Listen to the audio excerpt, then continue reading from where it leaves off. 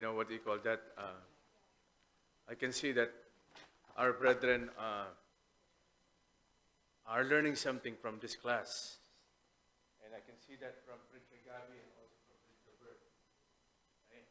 And last week, we missed the Aquinos, but where we left off last week was we were discussing about ascribing the title and also about introduction, making introduction of our messages. And does anybody have any questions about ascribing titles? And I didn't see Preacher Bert having any problem ascribing titles. It looked like he mastered ascribing title to his message. And and in Tagalog, you know what his title is? Hoy, gising! No, I'm just joking. Okay, but it's time to wake up. But so where we left off last week was about making titles and also introduction. Did you guys have any questions? Okay. Okay. So as a question comes along, just feel free to come up with it. But now we're now actually on the main divisions. Okay. I want you guys to please take your hand out with you, and we're on page 38 of our handout. This is again the homiletics book by Sargent. Okay? We're on page 38. And I noticed in the message of Preacher Bert tonight that he had main divisions. Okay? And this is the rule of thumb with regards to the main divisions. And this is the very reason why, you don't, of course it's different when you have, let's say, a topical message to a textual or expository, right? But even though it's a topical message, and we're gonna get to those, how to put together a topical, a textual, expository, okay? But the main divisions, the very reason why you're having main divisions is because, as the author says here, it breaks the sermon down by subject content. And if you paid attention and listened to the message tonight, that is basically what Preacher Bert had done. Okay, his first point was wake up. His second point was, put on Christ, was dress up, and then clean up was the second one, right? And then the second reason why we come up with main divisions is often it can be done in 3 or 4 main divisions. If you find yourself, having 5 or more, then it's a little bit stretching it. Okay? But normally, typically, it would be about 3 to 4 main points would be an ideal message. Okay? If ever somebody will have more than 5 or 6, provided that they're short, then it will be something that is workable or feasible. Okay? And then point C, the interrelationship of the divisions need to be shown by the titles given the main divisions. Okay? So if you look at the example that we find here in somebody trying to outline 2 Timothy chapter 1, you notice that the main divisions are marked by the Roman numerals 1, 2, 3, and 4. Okay? And then a title or the main division is actually given a title. Okay? And then also the verses that support them. Okay? Don't forget, every time you have a main division, always find a time to be able to find the verse that will support it. Then that way people will be able to know where we are coming from. Okay? Yes, sir.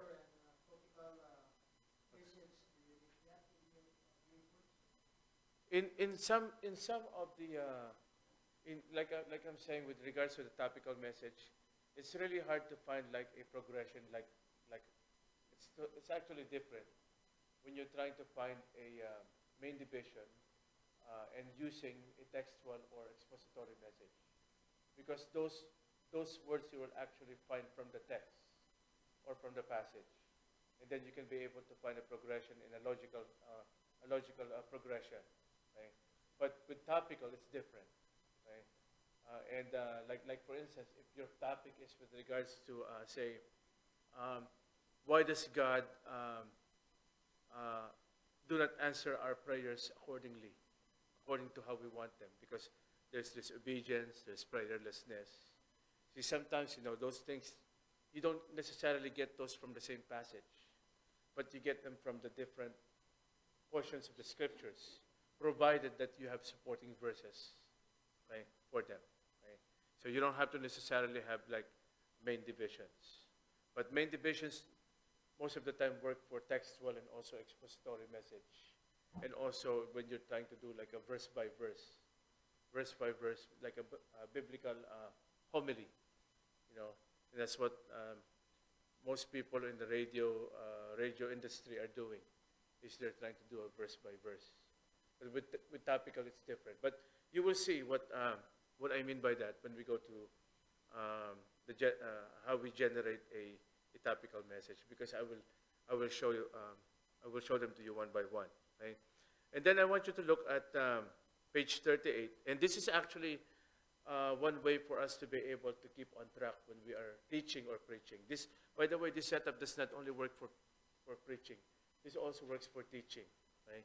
Because like in camps, that we've had in the past, we don't only have preaching contests, but we also have teaching contests. Okay, they have Bible stories that they can teach from. And with regards to the main divisions, you would know every time, if you need. Should you need to get away from your outline and move around and give an emphasis to the listeners, okay, you would know that, if you look at the Roman numeral number 1, you know that's your main point. And then that should be followed by subpoints down below. And then your subpoints, okay, that will support the Roman numeral number 1, which is what we call the indicators. Indicators like Roman numerals, capital letters, small letters, or numbers. Those are actually called indicators. Right? But if you're going to use Roman numeral for your main points, you have to be consistent. So your main points have to be marked accordingly. Right? Then your subpoints, okay, in order for you to be able to complete your attempt to put muscle to your skeleton, then it would have to be supported by either capital letters, numbers, or small letters. Those will be your subpoints. Right? So you look here in the subdivisions of your outlining rules. Okay? If you have a Roman numeral number 1, you must have a Roman numeral number 2. Okay? If you use a capital A, then you must use a capital B. Okay? So this is actually proper outlining form, sequence. Right? That way you'll be able to know, which one is which. Right? So these are called actually indicators. Right? And your indicators can either be marked by a capital letter, by a small letter, or a number, especially if you have a note. For instance, if you want to define a word, you want to go to the etymological definition of a word, you want to, break it down, you want to share about the customs, you want to say something about the summary, those can all be indicated by different indicators. Okay? And I want you guys to see the outline of Preacher Bird. Okay? I'm going to pass this around just for you guys to see and get an idea. Because he did follow the proper outline. That's actually the basic one. Okay? When you master that, moving forward, everything that you will get your hands on, you will probably pattern it according to that setup. Right? So you guys have any questions about main divisions? Main divisions, again, by rule of thumb, the ideal would be about 2 to 3 points. 2 to 3 points. Right. Preacher Jerome. So, 2 to 3 main points? Yeah, 2 to 3 main points, yeah. Subpoints, how many do you have for um, as many as will get the job done, for you to be able to, for you to be able to put an emphasis on that point. And then like what I was saying earlier, make sure that if there's like a time limit that they're going to give you, maybe perhaps you would want to give maybe 5 minutes for the introduction, 5 minutes for the conclusion, and then about 10, 20, and 30, 10 minutes for each point. So then that way you can be able to properly expound on each one without dealing too shortly or too lengthy on one and sacrificing one of it to the other. Right? But as many as to get the job done, Teacher Jerome. And normally you can be able to use illustrations. You can be able to use what do you call that? Applications. That whatever it would take, whatever it would take to put on the emphasis. Mr. Gabe, you have any questions about the subdivisions, main divisions? Mr. Albert. Herbert. Mr. Gabi.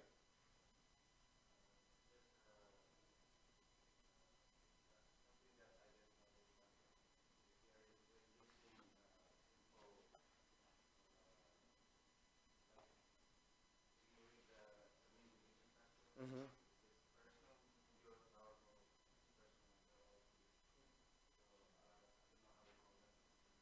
Oh, there's actually like a harmony.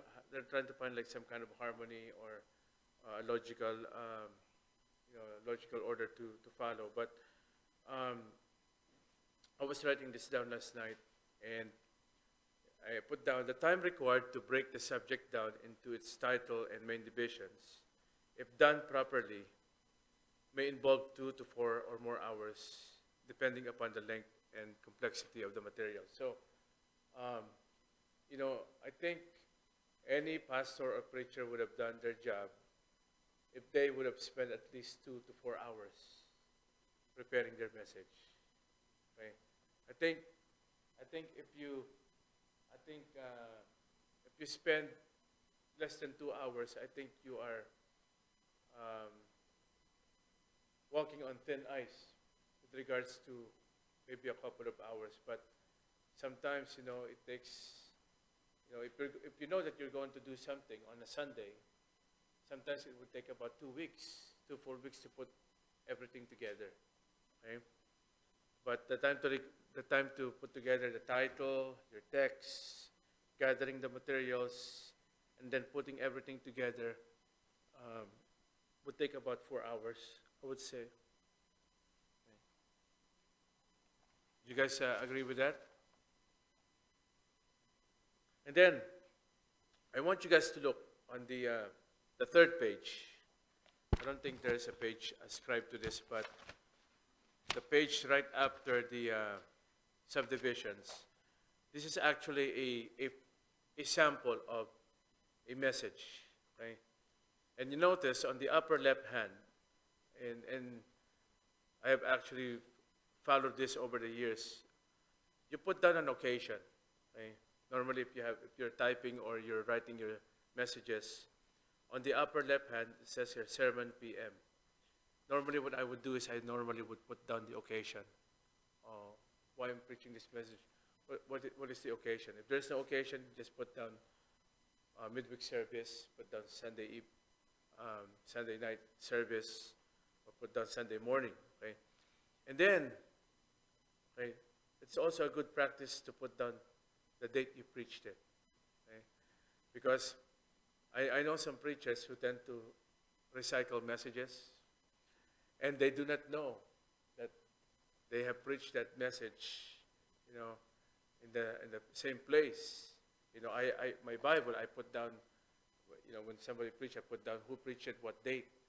And so when they go back there again, oh, you preached this already. So I would know, right? So put down. Then also put down the place. Because, you preachers will be invited to speak in numerous places. So put down, if you preach it in San Francisco, Make sure you don't preach it there again. Okay, you go to Central Valley the following week, go preach it over there, right? Okay? Put down the date. Put down the date you preached it. And then the title. And then the text. Then you have also the introduction. Okay? And normally, after the introduction, is you would have what you call your transitional sentence.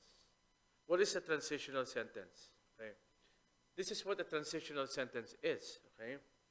The difference between a sermon with a flow and a difference between a sermon that is chunky and disjointed.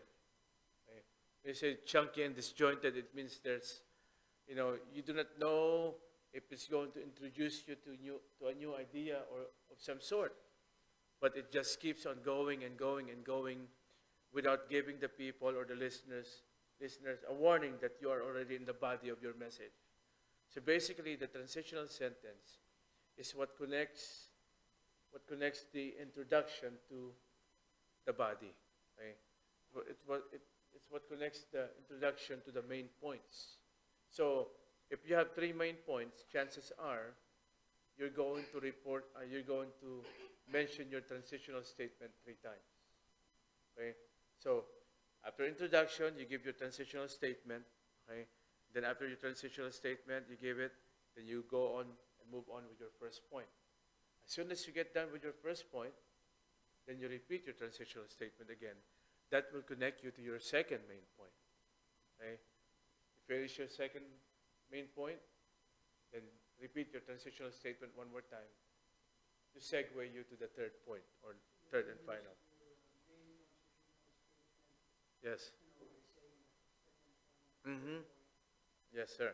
So, just like for instance, okay, let's put on our thinking hats. By looking at the sample message here, then the title is What is Church Membership? What is church membership? Then the text is 1 Corinthians chapter 12, verses 12 to 31. Okay, that's a long text, okay? Then the outline is given to us. See, there's the 3 main points. What is a church? What is a church membership? What makes a good member? Okay? Having said those things, okay, what would be the typical, okay, or the ideal transitional sentence that you can assign to this one? Okay? Because you notice it gives you the outline already. Okay? But what would be the appropriate transitional sentence? Okay? So again, transitional statement is the statement which alerts the listeners that the preacher is now moving the logic of the sermon forward in some way. So if you have a transitional statement, it means that you are about to get done with your introduction and you're moving into the body of the message. Okay? So what would be your transitional sentence when you look at this sample message?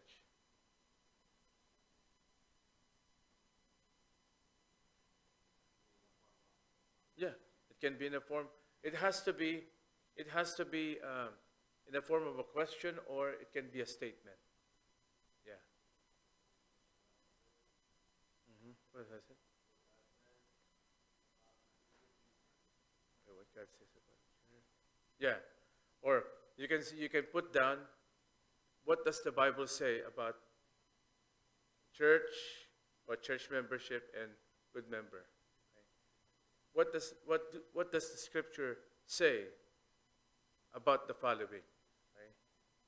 So then you put down what is a church, what is a church membership, or what makes a good member. It actually varies on how it would be.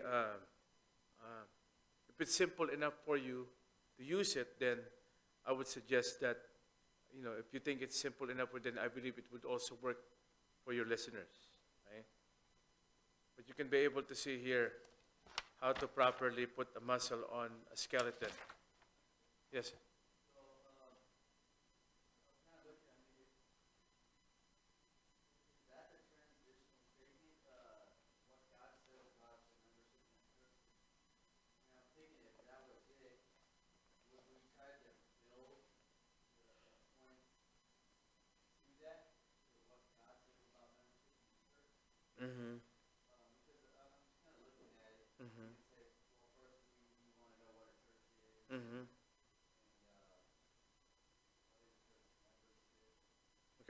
So that's why I said, if you are looking at the outline here, okay, what would be the appropriate transitional statement that you can use that will link your introduction to these main points?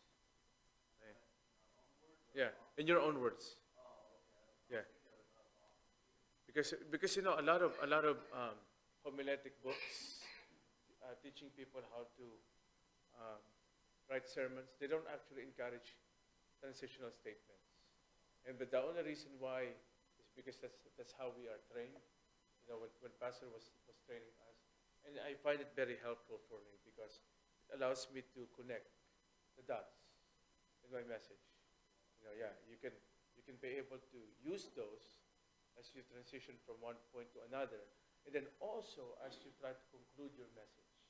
You ask your message, you state your transitional statement one more time, and then you can give your concluding, you know, concluding points.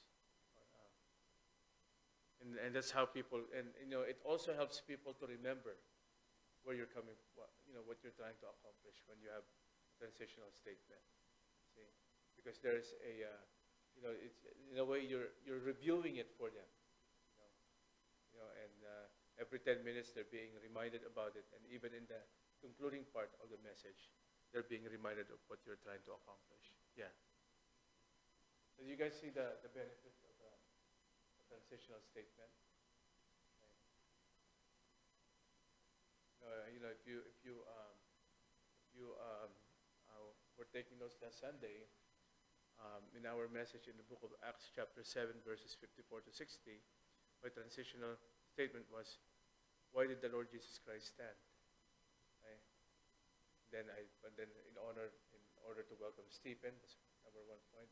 Because he honored what Stephen was doing, and then in honor of what Stephen was about to endure. So you have a transitional statement.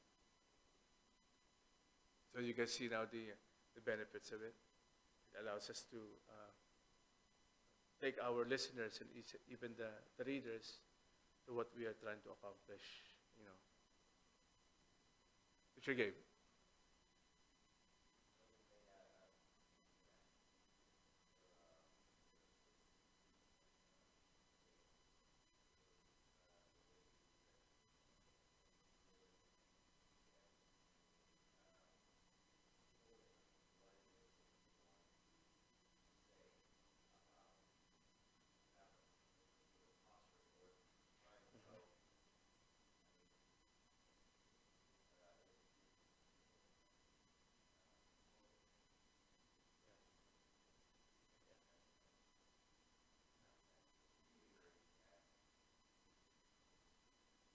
And then you notice that when you're trying to ascribe a transitional statement, it can also be related to the title, okay?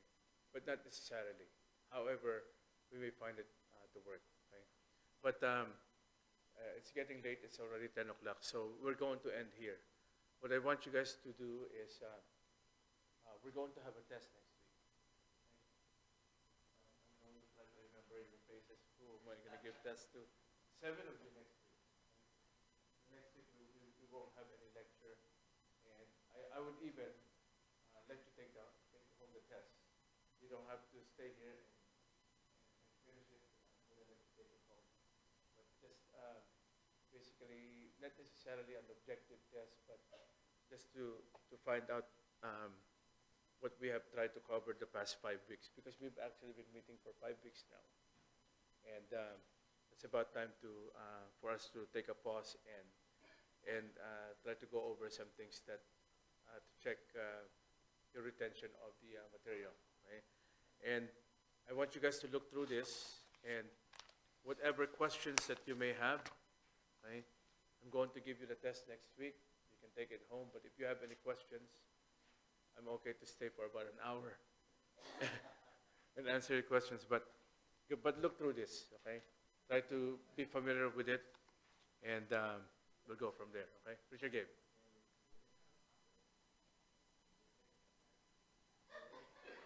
Oh, you have a music test too? Yeah.